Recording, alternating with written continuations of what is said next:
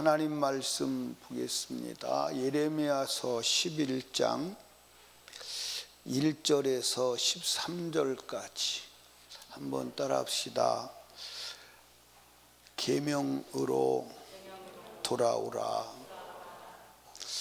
제가 이 성경을 읽으면서 왜 하나님은 계속 같은 얘기를 하시나 묵상을 해보니까요, 두 가지예요. 하나는 안 돌아와서, 또 하나는 시간이 지나도 사람들이 하나님 말씀으로 돌아오지 않으니까 계속 얘기하는 거예요. 제가 성경을 읽으니까요, 성경을 읽어보니까 너무 단순한 거예요. 어디로 돌아오라는 거예요? 계명으로 돌아오라는 거예요. 계명으로 돌아오라. 자, 성경 오늘 보시죠. 보니까 11장 2절 한번 볼까요? 그들에게 이르기를 이스라엘 하나님 여호와께서 이같이 말씀하시되 이 언약의 말씀을 쫓지 않은 자는 저주를 받을 것이니라 그랬어요.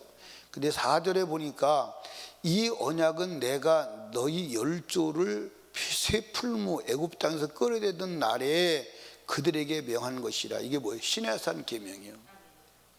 애굽에서 끄집어내서 구속해서 시내산에서 준 계명, 그 계명을 말하는 거예요. 그러면 지금 애굽에서 나온 때와 지금은 몇 년이 세월이 흘러갔냐면 약 950년이라는 세월이 흘러갔어요. 950년. 950년의 세월을 흘러갔으면 세대로 말한다면 10세대가 바뀐 거예요. 100년을 한 세대로 본다면 10세대가 바뀐 거예요. 그때 문화하고 지금 문화하고 상황이 다 달라. 그런데 하나님은 내가 너희를 애굽 땅에서 불러내었던 그 계명으로 돌아오라는 거예요. 이게 어디서부터 하시는 얘기예요? 하나님의 말씀 시내산 계명을 지키라고 하시는 그 말씀이 어디서부터 하시는 거예요? 어디서부터 하냐니까요? 시내산 계명을 주시면서부터 한 거예요. 그런데 시내산 계명을 주시면부터 이 계명을 지키는 자는 복을 받고 이 계명을 안 지키는 자는 저주를 받으리라. 그렇게 말씀했어요. 그렇죠?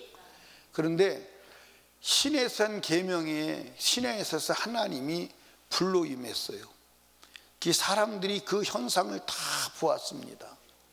그리고 하나님의 이적을 다 보았어요.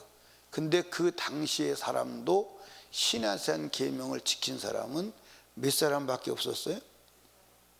두 사람. 여호수아와 갈렙밖에 없었어요. 나머지는 다 시내산 계명을 지키지 않아서 광야에서 다 죽었습니다. 다 죽었어요. 그런데 그 이후에 이스라엘 백성들이 새로운 세대들이 일어났죠. 새로운 세대들이 일어나서 그 새로운 세대들은 하나님의 말씀을 지키는 것 같았는데 그 새로운 세대들도 하나님 말씀을 안 지켰어요. 그런데 그 새로운 세대가 죽고 난 여호수아 이후 세대는 하나님을 잊어버린 거예요. 그리고 계명을 떠나는 거예요. 그런데 이들이 계명을 떠나면서 계명을 하나님을 완전히 부정하느냐? 부정하지 않아요. 하나님을 믿으면서 세상 신을 믿는 거예요. 우상을 섬기는 거예요. 그게 하나님의 이름을 부르면서 하나님의 말씀을 준행치 않는 거예요. 그게 문제인 거예요. 그러니까 여러분 한번 보십시오. 오늘 본문에도 어디를 보시냐면 11절을 봅니다. 11절.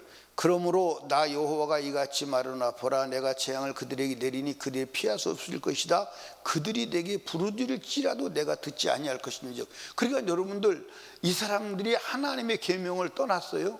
계명을 떠나서 지키지 않아요. 그런데 기도는 누구한테 해요? 하나님께 해요. 그러니까 오늘도 하나님을 믿는 사람들이 하나님의 계명은 지키지 않아요.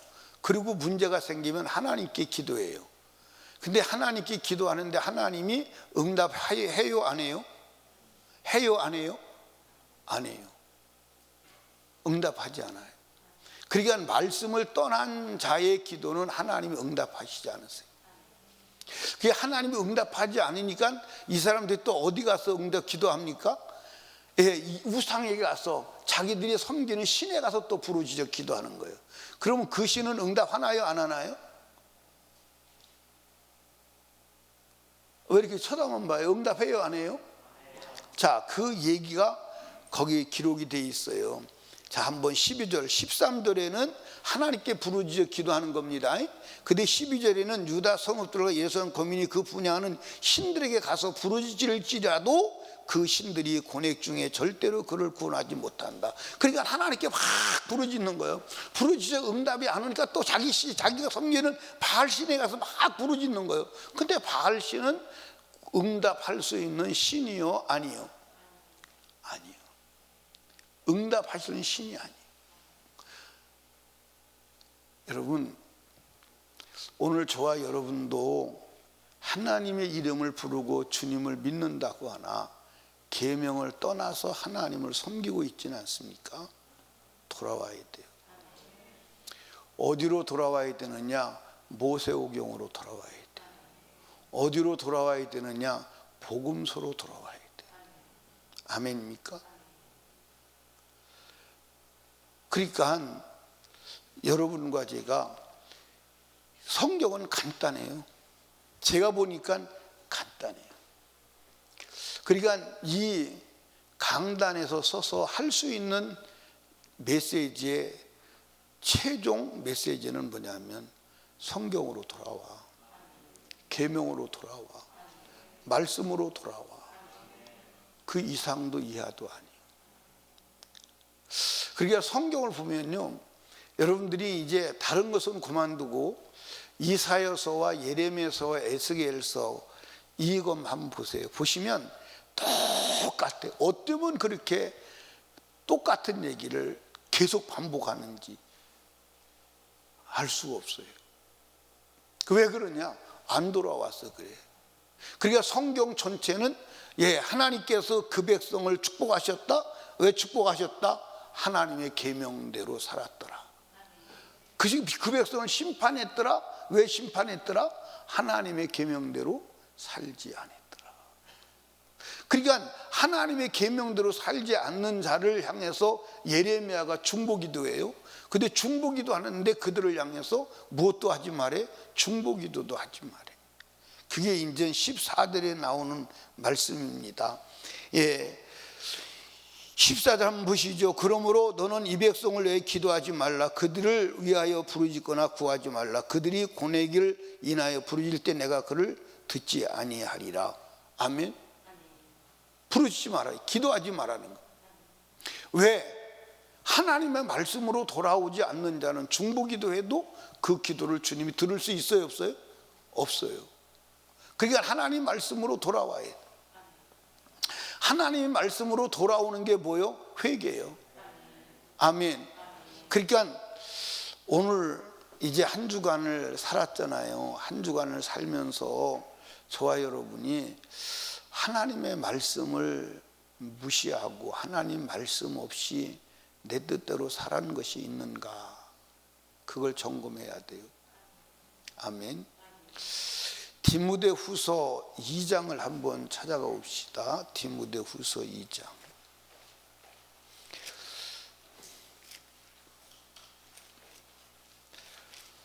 2장 찾으셨어요? 그러면 어디를 보냐면 3절부터 5절까지 제가 읽을게요. 내가 그리스도의 예수의 좋은 군사로 다 함께 고난을 받을지니 군사로 다니는 자는 자기 생활에 얽매는 자가 하나도 없나니 이는 군사로 모집한 자를 기쁘게 하렵니다. 5절 경계하는 자가 법대로 경계하지 아니하면 멸관을 얻지 못할 것이며 6절 보겠습니다. 수고하는 농부가 곡식을 먼저 받는 것이 마땅하니라. 그런데 예수 믿는 사람을 세 가지로 표현하죠. 군사는요 군법에 따라서 생활하는 거예요. 군법에서 위반되면 처벌이요. 경계하는 자는요, 경기 규칙에 따라서 살아가는 거예요. 아멘입니까? 농사 짓는 자는요, 계절의 법칙을 따라 농사 짓는 거예요. 농사를 위해서 이제 농사를 위한 절기가 있어요, 없어요? 농사를 위한 절기가 몇 절기예요? 24절기예요. 24절기.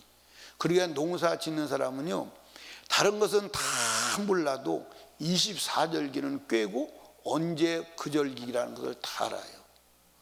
그래서 망종, 고구, 전부 그 절기를 다 외워서 그 절기 때에 농사 일을 해야지, 안 하면 농사를 못 짓는 거예요. 그러니까 절기의 법칙을 지키는 거예요. 그러니까 여러분들, 우리 예수 믿는 사람은요, 법대로 경계해야 돼. 법대로 경계해야 돼. 법대로 경계하지 아니하면 상을 얻을 수가 없어. 상을 얻을 수가 없어. 법대로 경계하지 아니. 그 법이 뭐요? 그 법이 모세오경이요. 그러니까 여러분들, 이제 하나님께서 시내산에서 모세에게 법을 줘요. 그렇죠? 그게 이제 모세오경이잖아요. 거기에 인류 창조와 그리고 인류 타락과 그리고 인류 구원과 그리고 영생의 비밀이 그 안에 다 들어있어요. 그 안에 다 들어있어요. 그걸 주시고 여호수아서부터는 그대로 사느냐 안 사느냐가, 그 법을 따라 사느냐 안 사느냐가 흥망성쇠의 결정적 근거가 되는 거예요. 흥망성쇠의 결정적 근거가 되는 거예요. 그러니까 모세에게 준 그 법은 구약만 해당이 되는 거예요. 인류 전체에게 해당이 되는 거예요. 왜 소리가 시원찮아요? 모세의 오경은 구약 백성에게만 해당되는 거예요. 인류 전체에게 해당되는 거예요. 그런데 지금 이 시대에 예수 믿는 사람은 이게 지금 복음도 완벽하게 믿지를 않고 성경도 완벽하게 믿지를 않아요. 그게 뭐냐면, 댕기면서 복음을 전하고 말씀을 전하고 들어보면요, 구약 성경은 전부 다 지나갔다는 거예요. 구약 성경은 우리와 관계가 없다는 거예요. 신약만 관계가 있다는 거예요. 다 그렇게 살아가요. 그리고 구약의 구원과 신약의 구원이 다르다는 거예요. 신약에는 은혜로 구원받고 구약에는 말씀을 지켜서 행위로 구원받는다는 거예요. 그게 모든 사람이 가지고 있는 일관된 지식이요. 아니요, 여러분, 구약에도 행위로 구원받지 않습니다. 구약에도 행위로 구원받지 않아요. 은혜로 구원받는 거예요. 여러분, 여기 봐. 구약의 율법을 지키다가 율법을 못 지키면 그게 죄예요. 그죠? 죄는 사망이요. 그래서 죄진 자가 살아나는 게 제사를 지내서 대속의 은혜로 살아나는 거예요. 구약의 짐승의 피가 예수의 피임을 믿으시 바랍니다. 그러니까 구약이나 신약이나 전부 은혜로 구원받는 거예요. 은혜로 구원받는.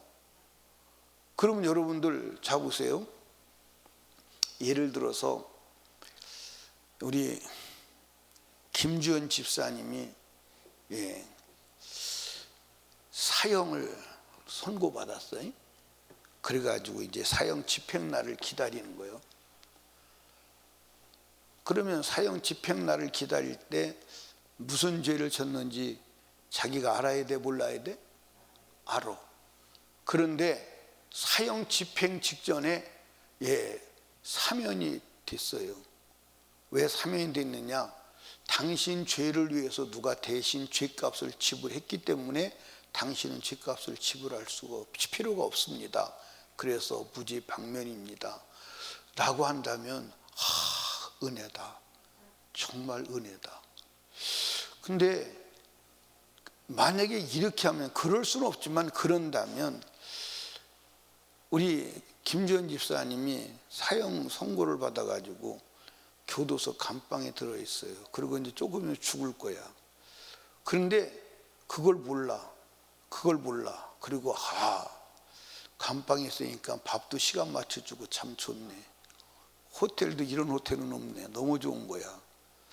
그런데 예, 누가 당신을 위해서 죽어서 당신 사면됐으니까 당신 큰 은혜를 입은 거예요. 나가 그러면 은혜로 인식이 될까요? 안 될까요?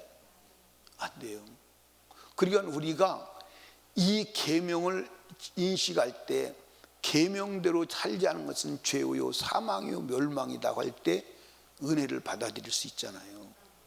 그러니까 오늘 수많은 사람들이 예수를 믿으면서 은혜다 그러는데 왜 은혜를 싼 값으로 치부하느냐?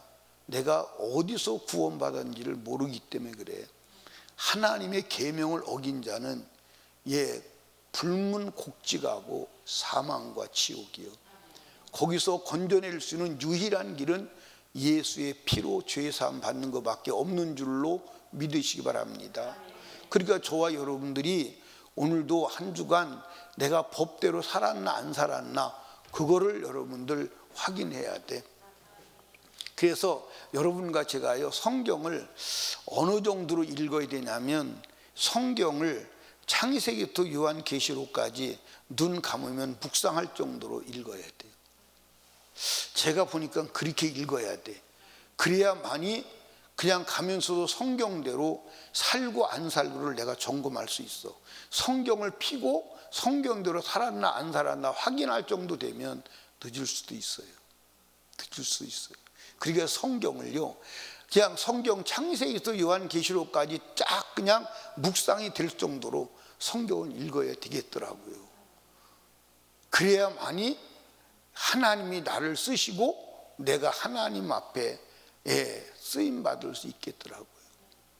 근데 그렇게 읽었어요? 안 읽었어요? 안 읽었어요? 그러니까 여러분들 여기 봐. 다윗이 뭐라고 말했냐면 여호와의 율법을 줄과에 주야로 묵상했다는 거예요. 그러면 주야로 책 들고 다니면서 묵상했겠어요? 아니에요. 여러분 유대인들은 글은 몰라도 말씀은 암송하고 다녔어요. 근데 어떻게 그렇게 했는지 난 이해를 잘 못하는데 베드로 사도가 글을 써요 못 써요? 그런데 베드로 사도가 사도행전에 설교하는 거 보면요 구약 성경이 무작위로 나와요. 구약 성경이 무작위로 나온다.